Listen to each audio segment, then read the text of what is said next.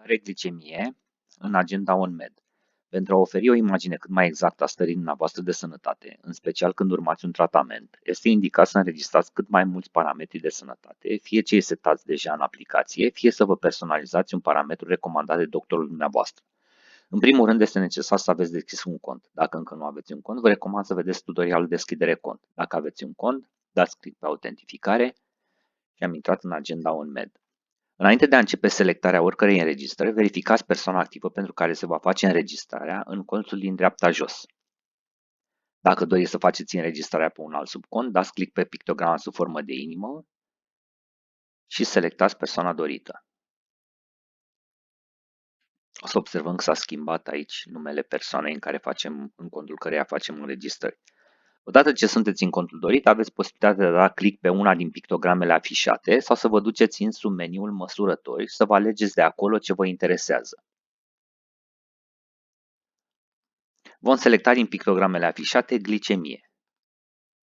Acest modul vă permite să notați valorile pentru glicemia pe care ați măsurat-o la un moment dat. Înainte de a completa vreo valoare, vă recomand să setați întâi o limită superioară și una inferioară pentru glicemie. De aici.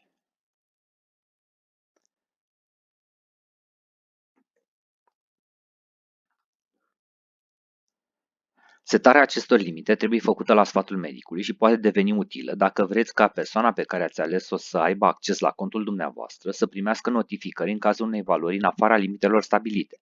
Este necesar însă și acordul acesteia. Pentru a trimite notificări, trebuie să bifați alertă.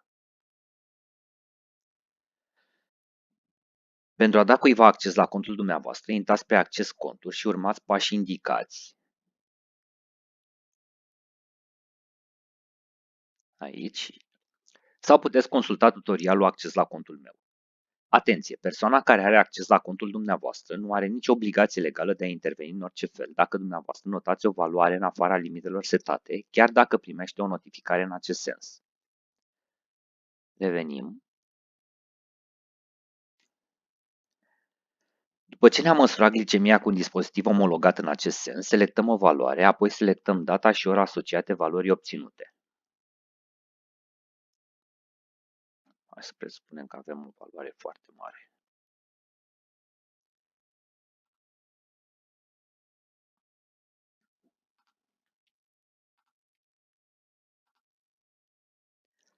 La comentariu trecem motivele pentru care măsurăm glicemia. De exemplu, dacă schimbați alimentația, urmați un anumit tratament sau faceți sport. De exemplu, vom nota 100 de grame de carbohidrați la micul dejun.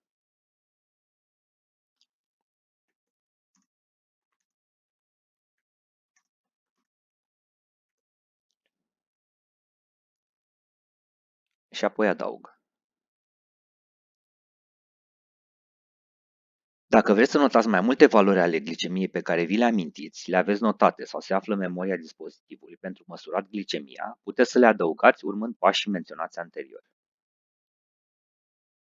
Atenție! Este important să folosiți toate opțiunile de înregistrare pe care vi le oferă agenda OnMed și care au legătură cu starea dumneavoastră de sănătate. Medicamente, analize medicale, semne și simptome, boli și afecțiuni, proceduri sau alte măsurători.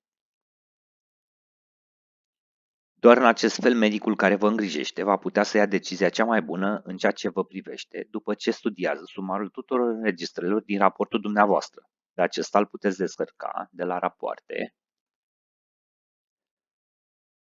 Selectăm data, filtrare, export și aici putem exporta raportul glicemie.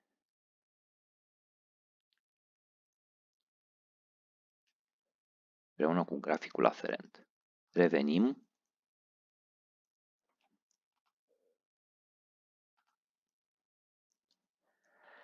Dacă dați click pe cele 3 puncte din dreapta fiecărui rând, aveți posibilitatea de a elimina înregistrarea respectivă.